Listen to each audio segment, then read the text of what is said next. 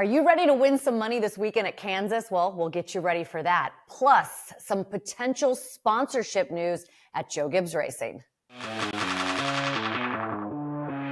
NASCAR Daily with Shannon Spake.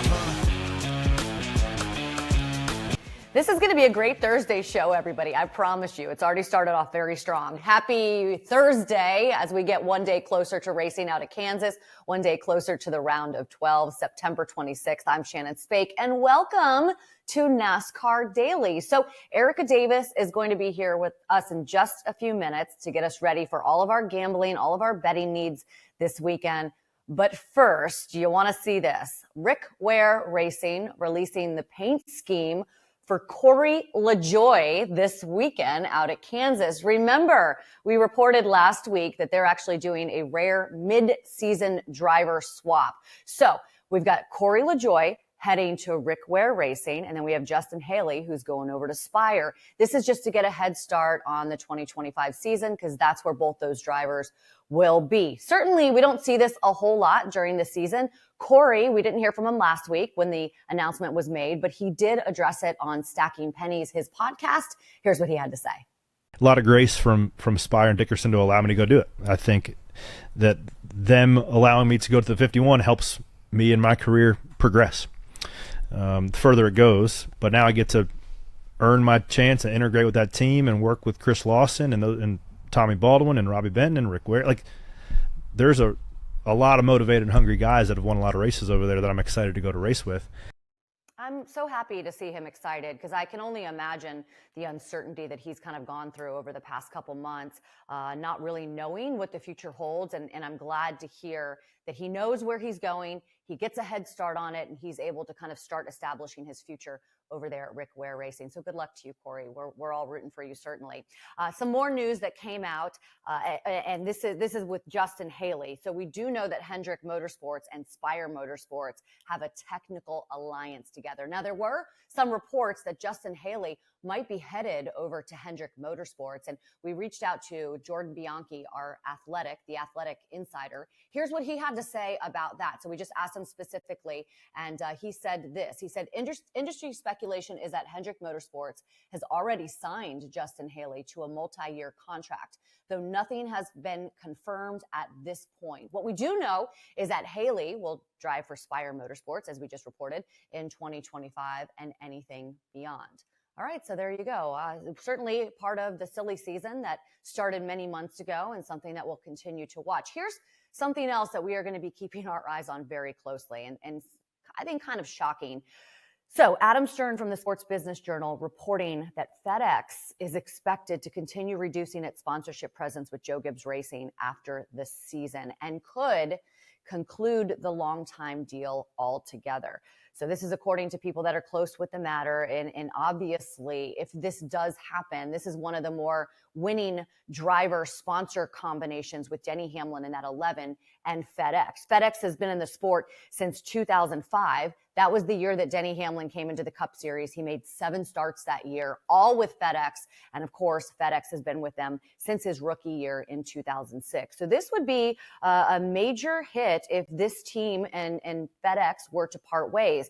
10 times so far this season, only 10 times FedEx has been the primary sponsor on that 11 car. It'll be this weekend in Kansas. So once again, we reached out to Jordan because we saw last year, right, when Joe Gibbs Racing lost M&M's Mars, obviously that changed the dynamic for Kyle Busch so drastically. So how could this then affect Denny Hamlin? Well, here's what Jordan said about that specifically when we asked him that question. He said, it is notable that FedEx is leaving and should raise some eyebrows. But one significant difference between the situations of Busch and Hamlin is that JGR struggled to sell Busch to sponsors, whereas that isn't an issue with Hamlin. And that Hamlin is entrenched as part of the Toyota family further differentiates the situation. Of course, this hasn't stopped fans online. I was just kind of scrolling through stuff this morning, and there are a lot of fans out there thinking that maybe we see Hamlin depart and head over to 2311. obviously will still be entrenched with the Toyota family, maybe drive a third car for his own team. That is what some of the fans are speculating on social media, and certainly something that we're going to continue to watch. But this would be a big deal because when you think of Denny Hamlin, you think of FedEx. When you think of Jimmy Johnson, you think of Lowe's. When you think of Tony Stewart, you think of Home Depot. And so for a sponsor who's been so integrated with one specific driver for such a long time, it is absolutely a big deal. Okay, this is a big deal too. Erica Davis, every single Thursday, she joins us and she's here. Now, do you like my happy dance? Oh, good, you're joining me. I like your happy dance. That's why I'm doing it with you. I'm happy right along with you. Erica is on the West Coast, and so she is so nice to wake up early, and you look so beautiful. I mean, I just took a nap in my car for 10 minutes before we got on the show, so I appreciate you getting up early with us. Don't let the makeup fool you. I'm asleep inside. All right. Erica Renee D is where you can follow her on social media. And every single Thursday, she provides some great stuff for us. Now, we haven't. So listen, the last 2 weeks, we haven't done great. However, we rehearsed this show for 2 weeks prior. Right. So you guys didn't see it. So we're actually 2-2, right? Yeah. Our win-loss record is 2-2, but our actual record since we've gone live, we are 0-2, and we are down to $810. Producer, voice of God, if that's accurate, or not accurate. Austin, yeah. That's accurate. That is okay. accurate. So we had if you're just tuning in, we had $1,000 imaginary NASCAR money to gamble with throughout playoffs, and we're down to we're down to $810. But we're gonna get back in the winner's circle for real this week. I think I said that last week, but now we really are. And, I wore my Davey Allison shirt, so hopefully that gives us some good luck. Okay, we start every one of your segments with a word of the week. You're trying to educate me on the world of gambling and betting. So what's our word of the week today? My word of the week this week is bankroll. And bankroll probably sounds exactly like you think it is. It is the amount of money that you set aside expressly for betting, but ultimately it's only the money that you spend over a certain amount of time, and it's the money that you can afford to lose over a certain amount of time. So let's say in September, you can lose $100 in betting. That is your bankroll. Let's say December rolls around and you're like, oh, I got to buy Christmas presents. Then maybe you cut your bankroll to $50, but it is the amount of money set aside. You cannot grab from your savings and add to it. You're not supposed to anyway. I will tell you, my bankroll over the last however many years I've been on this earth has been zero. So this is exciting that we get to play with some funny money. Okay, let's state our case, right? Or you're going to remind us what we did last week, right? Yeah. So last week we took the head-to-head between Brad Keselowski and Martin Truex Jr.